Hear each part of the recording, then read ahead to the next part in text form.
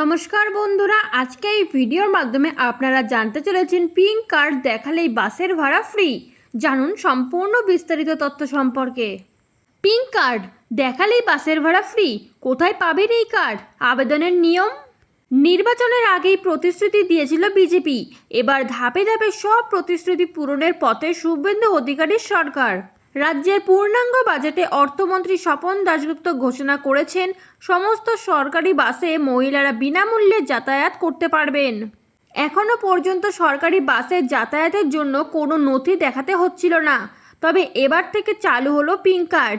এই কার্ড সঙ্গে থাকলেই মহিলারা বিনামূল্যে বাসে যাতায়াত করতে পারবেন। কিন্তু কোথায় পাবেন এই পিঙ্ক কার্ড? আবেদনের নিয়ম জানেন কি? এই পিঙ্ক কার্ডের জন্য এবার নতুন করে আবেদন করতে হবে। সূত্রের খবর, বাংলা জুড়ে সমস্ত ভিডিও, এসডিও অফিস এবং পৌরসভাগুলির মাধ্যমে মহিলাদের পিঙ্ক কার্ড বিতরণ করা হতে পারে। তবে অবশ্যই পশ্চিমবঙ্গের নাগরিক হতে হবে।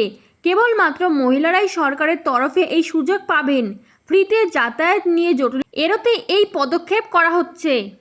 বাজেটে ঘোষণা করা হয়েছে সরকারি বাসে মহিলাদের বিনামূল্যে পরিবহনের সুযোগ দেওয়া হচ্ছে। এর জন্য সরকারের তরফে 550 কোটি বরাদ্দ করা হয়েছে। ডাব্লিউবিটিসি, এসবিএসটিসি, এনবিএসটিসি বাসে মহিলারা বিনামূল্যে যাতায়াত করতে পারছেন।